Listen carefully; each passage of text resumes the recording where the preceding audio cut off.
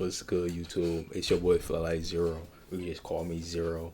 Today we are watching Frieren vs. Sukuna is close, which based on the anime, I haven't read Frieren's manga, but based on each animes, I will say this shit is not close.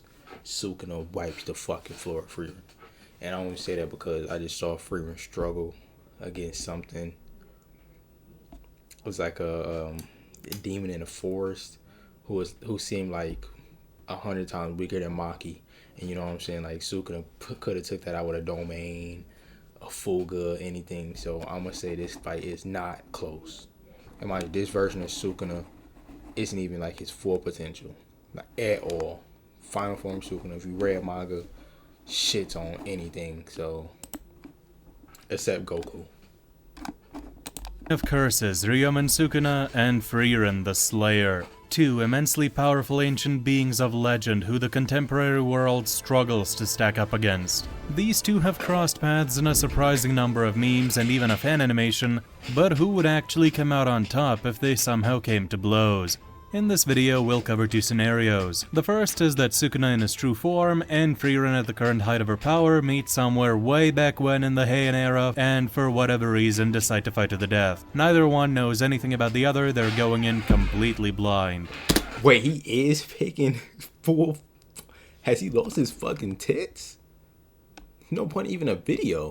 For the second scenario, we'll be taking Shinjuku Showdown and replacing one overpowered white hair character for another to face Meguna. In this scenario, both combatants will have some basic knowledge about each other, just as Gojo and Sukuna originally did, and Sukuna will gain access to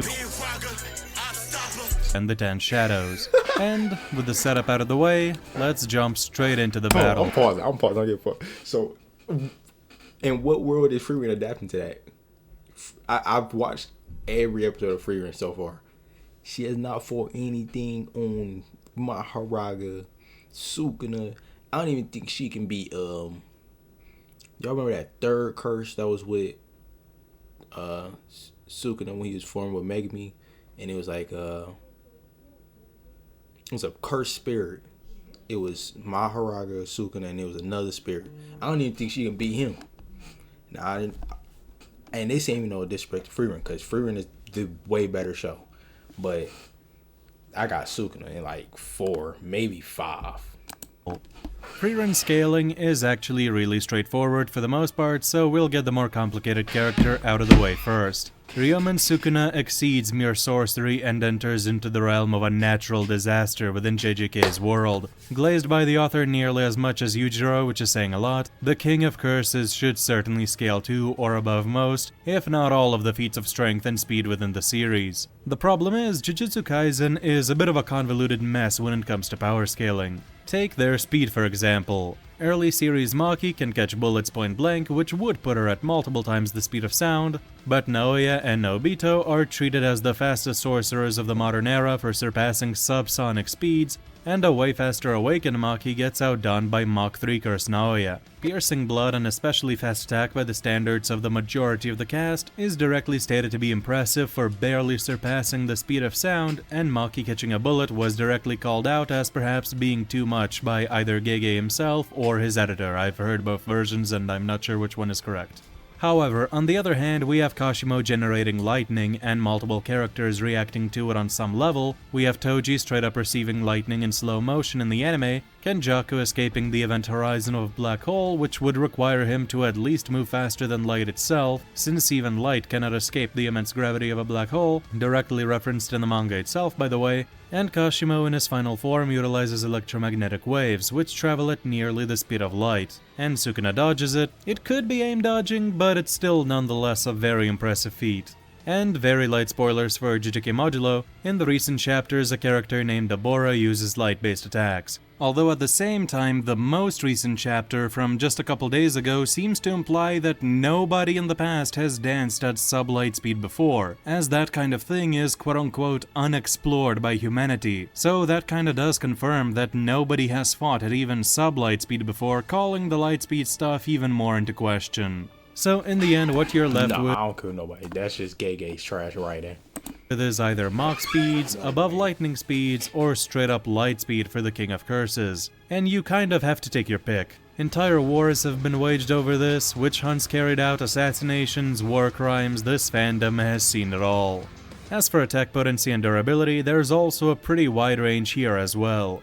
Jogo's maximum meteor is stated to be able to reduce towns to ash. We saw it impact a town directly and it didn't really do that, but it's still calculated to be anywhere from town level to city level to even mountain level if you put a lot of stock into the earthquake it caused. And Sukuna admits that if it had hit, he probably wouldn't have come out unscathed. Crazy stock for my man Jogo, by the way, but this would seem to put a cap on 15-finger Sukuna anywhere from town to city level, maybe mountain level if you are generous. However, there are some very impressive narrative implications that we can go off of. Special grades are said to be able to overthrow entire nations by themselves. Gojo is stated to be able to power an entire country, and Sukuna is stated to be capable of destroying the world as we know it. Personally, I don't think this is meant to imply that he's a planet buster, but more so to say that he can overthrow society across the world. Regardless, all of these avenues would place the King of Curses above the world's militaries, which would presumably include their nuclear arsenals, with the greatest nukes carrying enough force to destroy cities,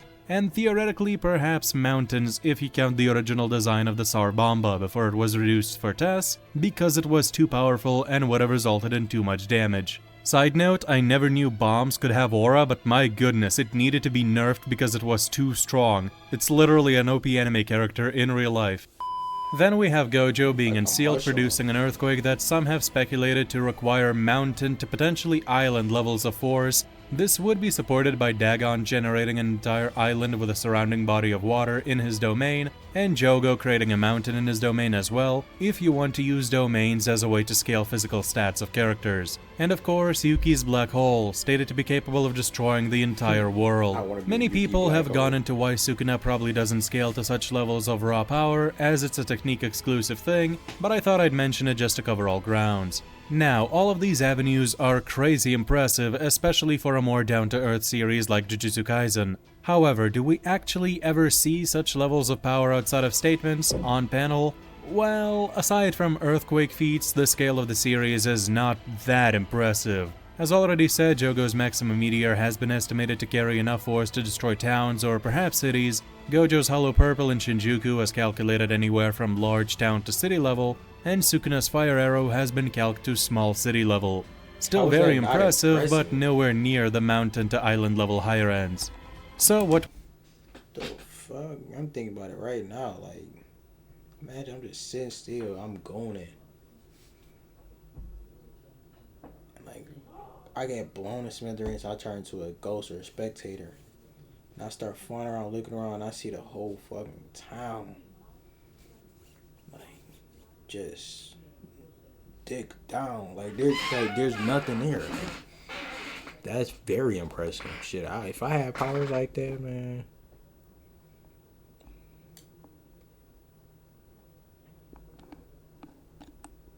we have here is a character who can range from subsonic to faster than lightning to light speed, and from town to city level all the way up to mountain or island level. Very impressive for a verse as seemingly grounded as Jujutsu Kaisen.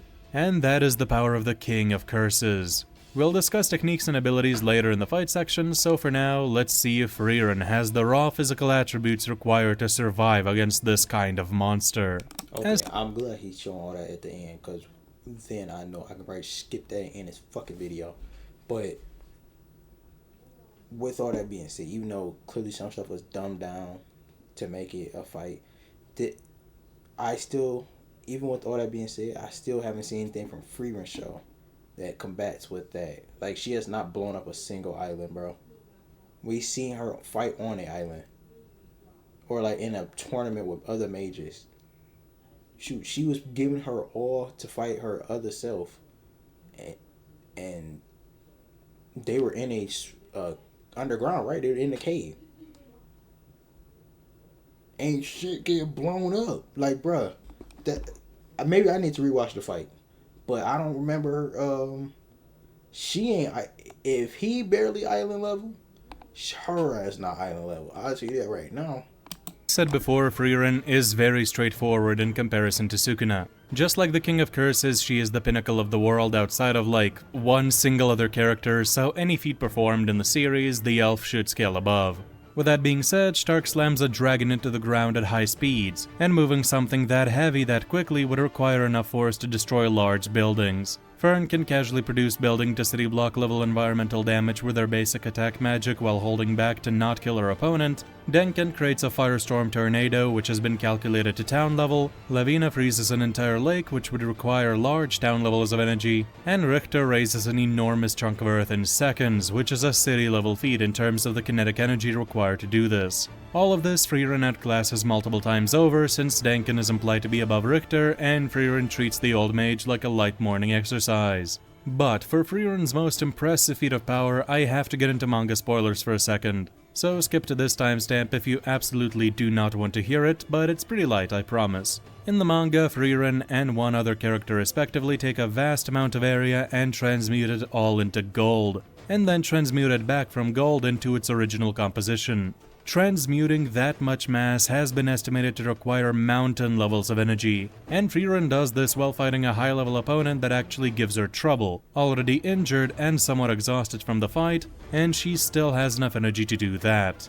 As for speed, Frieren's casual attack spells have been calculated to Mach 3 in the anime based on the distance they travel in the time that they do, and that is assuming cinematic timing isn't slowing them for us and making them appear slower than they should be.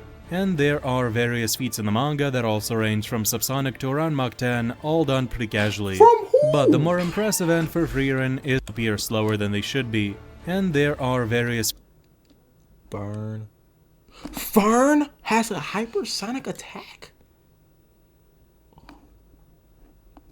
Frieren dodges. Congratulations. What about attack? Zotrak? Supersonic? Wolf's arrow speed? Man. Feats in the manga that also range from subsonic to around Mach 10, all done pretty casually. But the more impressive end for Frieren is that she and some of her higher level opponents can dodge spells that look like lightning, and their name is literally Destructive Lightning. They've technically never been ultra confirmed to actually be real lightning and could just be a name fallacy, but I'm pretty sure it's just blatantly meant to be lightning. It looks like lightning, it's called lightning, it's lightning. So with just a tiny benefit of the doubt, you can comfortably use this to get Frieren to lightning speed.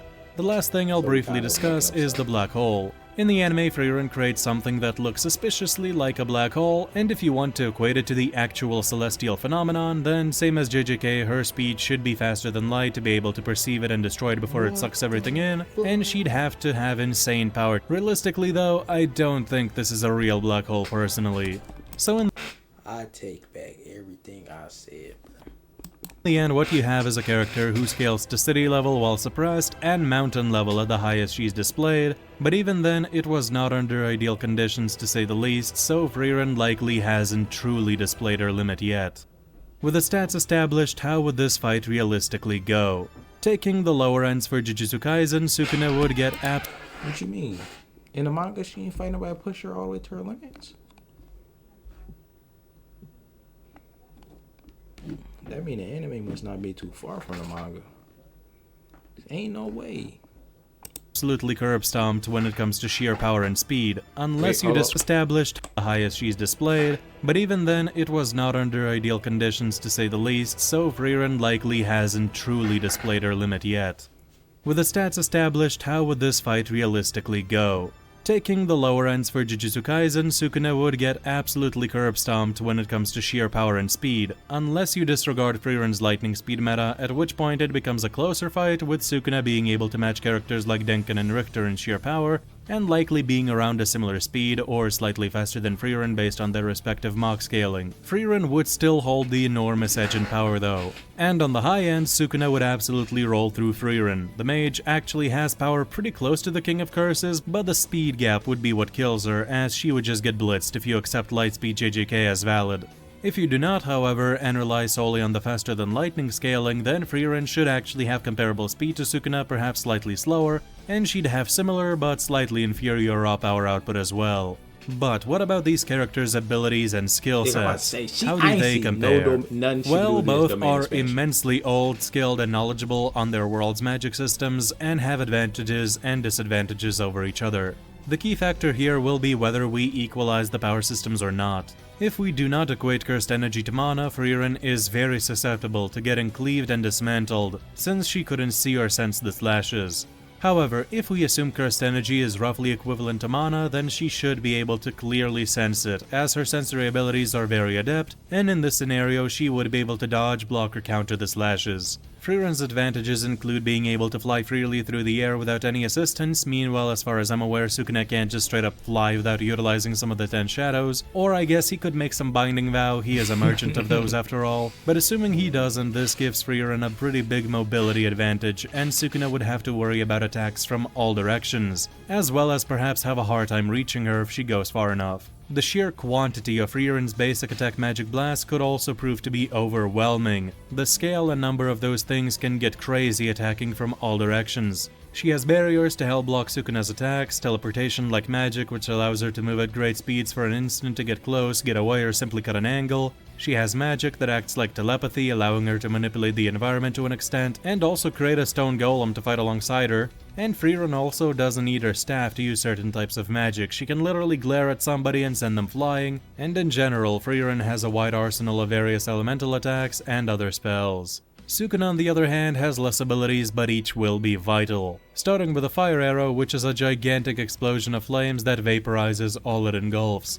Frieren has shields to block, but if Sukuna can match or overpower her magical output, it would spell disaster for Frieren. She would probably sense the sheer power of the attack and simply choose to dodge. Cleave and Dismantle are going to cause problems as well. Even if we equalize the power systems, Frieren may still have a hard time keeping up and dodging all of the slashes. However, if you subscribe to her attacks being overwhelmingly stronger than Sukuna, she could actually potentially tank through some attacks from him, as in the manga she does take magical attacks that can break her barriers on the chin to her actual body and still keeps fighting, with it being confirmed that she has so much aura that in general her body alone is tough to damage in battle. But narratively speaking, slashes in anime are overpowered. Slashing or piercing attacks often damage characters far beyond their level in anime, even if they logically shouldn't, so it depends on how you view it. And Frieren does have the weakness of dropping her sensory for a split second as she attacks, and we have seen that she is susceptible to getting caught off guard. And in general, characters in Frieren tend to be susceptible to blindside attacks, even ones that are weaker than they themselves are.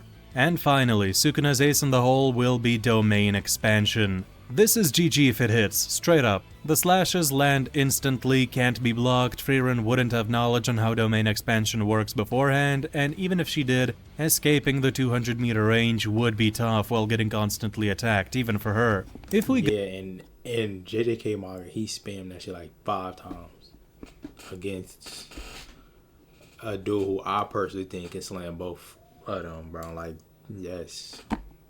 Go with the first scenario from the start of the video, where she and Sukuna have no knowledge on each other. She most likely dies to domain expansion, if the fight lasts long enough for Sukuna to pull it out.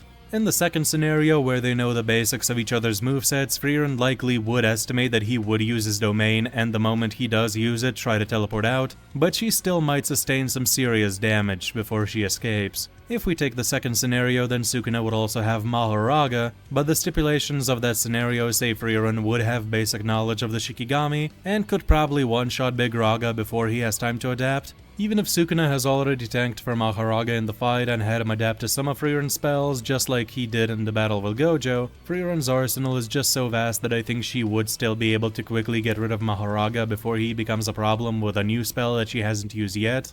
Not to downplay Big Papa Raga, he is a menace who will throw hands with anyone, anywhere, anytime, and the extra hands would divert Frieren's attention, allowing Sukuna to capitalize on the small openings in her sensory when she attacks. Maharaga would apply a ton of extra pressure on the mage and force her to make drastic plays for sure. He is a tie turner here. So overall, who do I see as more likely to win?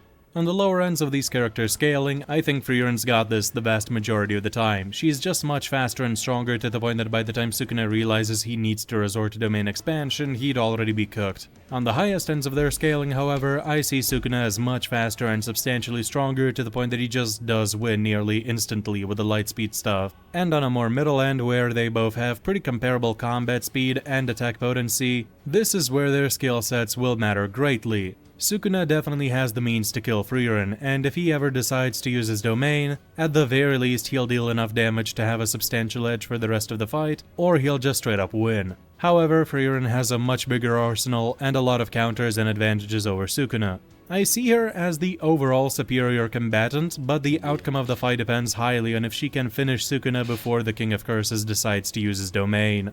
So, in the first scenario, assuming that she can sense, cleave, and dismantle, I would give it to Frieren probably around 6 times out of 10. Yeah, it's really close. I do think Sukuna has what it takes to last long enough to realize that he needs his domain a good chunk of the time.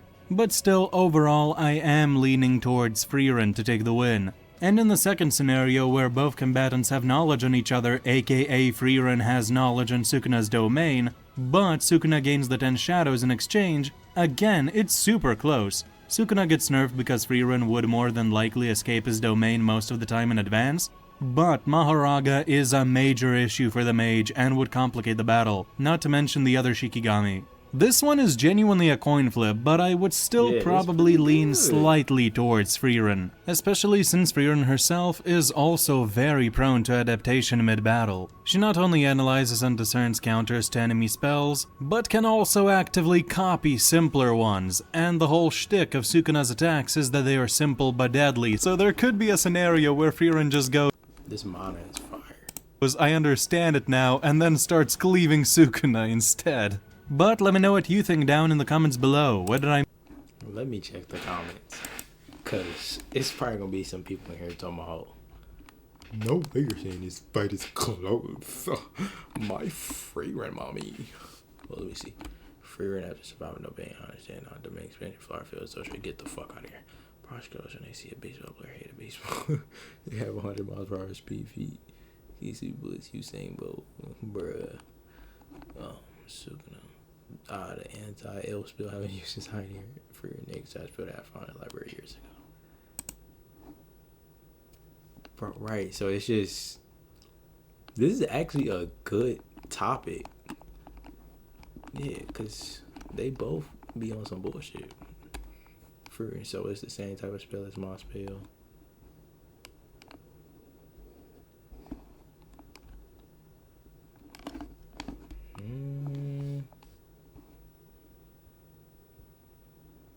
Yeah, this is what I'm resorting to. And that's going to end that video. Subscribe or I'm going to touch you.